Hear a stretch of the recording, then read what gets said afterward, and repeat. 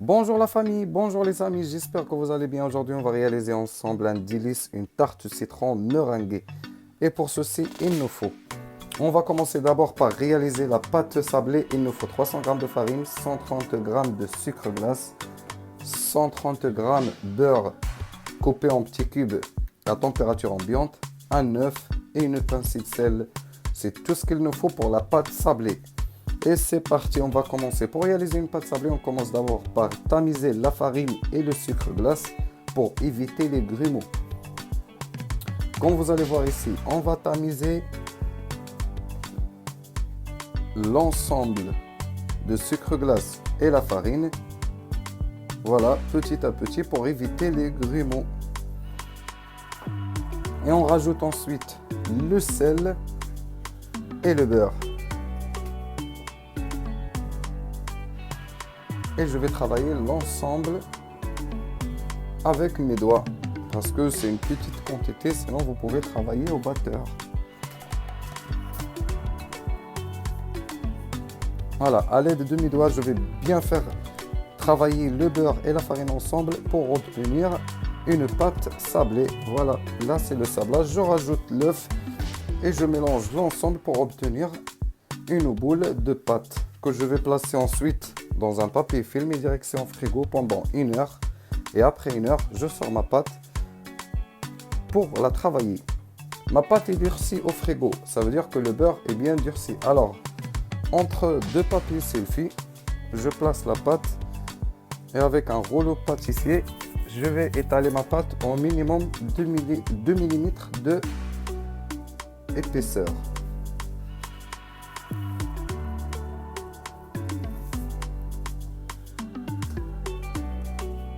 Je vais fariner un petit peu mon plan de travail pour finir d'étaler la pâte et ensuite le placer dans un moule qui va au four. Alors aujourd'hui on a choisi un moule qui fait 30 cm de diamètre.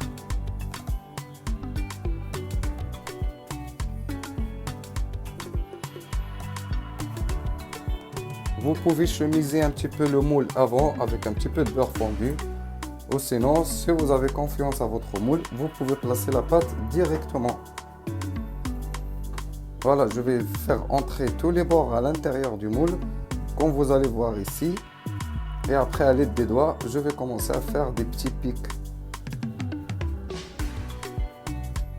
Et pour le reste de la pâte, les amis, on va le travailler en mini tartelettes. Comme ça, on ne va rien perdre. Alors, la pâte, vous pouvez le garder au frigo au moins 24 heures. Mais vous pouvez le garder, si vous le portionnez avant, vous pouvez le mettre au congélateur et le sortir une fois vous voulez réaliser des tartes. Aujourd'hui, on va réaliser ensemble une tarte citron et la prochaine fois, on va voir comment réaliser une tarte ganache chocolat. Et voilà les amis, merci pour vous, la famille, les amis, pour les gens qui regardent mes vidéos qui ne sont pas encore abonnés, n'hésitez pas à appuyer sur le bouton rouge, abonnez-vous et surtout la petite clochette, comme ça vous allez recevoir tout le temps des nouvelles recettes de Hamza en cuisine, faciles, rapides et simples à réaliser à la maison et surtout faciles et rapides. Et je vous remercie beaucoup les gens qui me laissent des commentaires.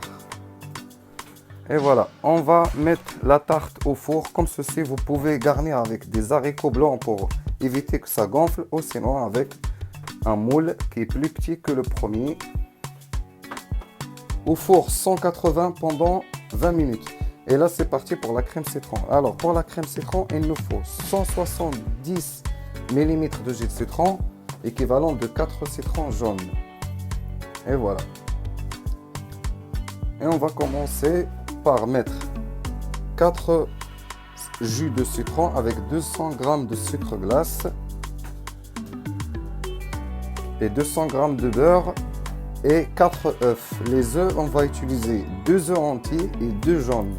Écoutez bien les amis, 2 œufs entiers et 2 jaunes. Il faut bien mélanger pour faire fondre le sucre glace dans le jus de citron. C'est très important. On va le placer sur le feu. Juste le temps que le sucre glace est bien fondu dans le jus de citron, je rajoute les œufs. 2 œufs et 2 jaunes entiers. 2 œufs entiers et 2 jaunes, pardon. avec un petit peu de zeste de citron vert non traité par préférence. Et voilà, je continue à mélanger pour obtenir une crème. Il ne faut pas arrêter de mélanger les amis. Et je rajoute le beurre. Ensuite, je vais placer l'ensemble dans un saladier et je le laisse refroidir le temps que je sors ma pâte du four. Moi, je rajoute un petit peu de zeste de citron les amis à la fin de la cuisson pour avoir une crème bien peps et que le goût du citron vert ça sort aussi. Voilà, je vais sortir ma pâte du four après 25 minutes de cuisson et je commence à garnir avec ma crème citron. Et ensuite, on va partir pour réaliser le meringue. Aujourd'hui, on va réaliser un meringue italien.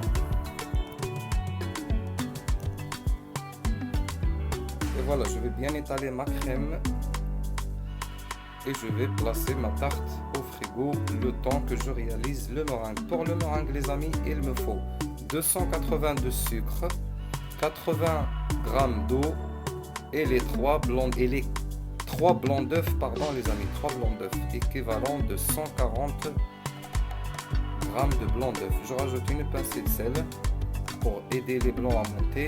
Je commence à monter mes blancs tout doucement et je mets le sucre sur le feu pour réaliser un petit caramel à blanc.